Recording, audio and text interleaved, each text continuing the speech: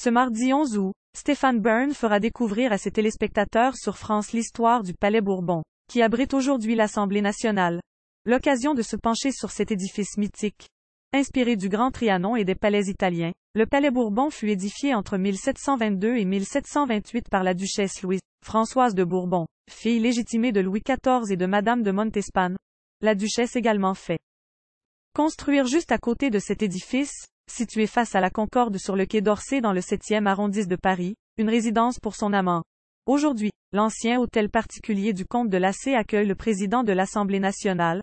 Considéré au XVIIIe siècle comme le plus grand ornement de la ville après les maisons royales, l'édifice fut construit par 4 architectes qui se succédèrent: Giardini, Pierre Cailleteau, Jean Aubert puis Jacques Gabriel.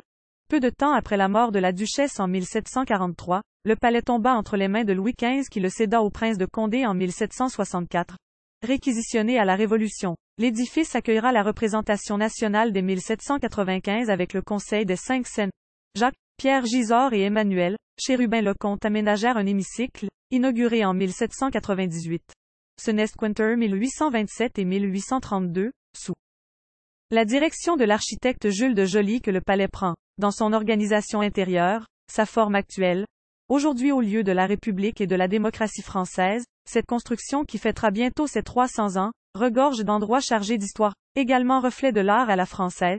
Sa bibliothèque, par exemple, décorée par le peintre Eugène Delacroix entre 1838 et 1847 est considérée comme étant l'une des plus belles au monde.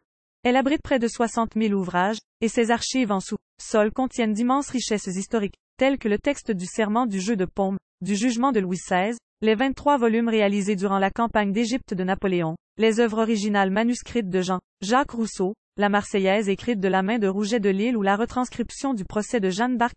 Le palais abrite également les fresques de la Rotonde, reliant le Palais Bourbon et la Galerie des Fêtes, signé Pierre Alechinsky.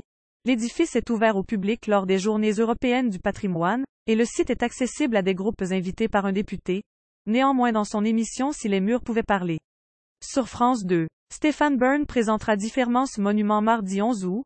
Durant 2 heures, le journaliste évoquera l'évolution architecturale des bâtiments ainsi que les grands noms de ce symbole de la vie parlementaire. Pousser toutes les portes du palais, c'est aussi découvrir les petits secrets des grandes heures de la République, indique le présentateur. Ce nouveau reportage sera l'occasion pour tous de découvrir certains endroits inaccessibles aux visiteurs et de nombreuses anecdotes méconnues sur ce lieu mythique.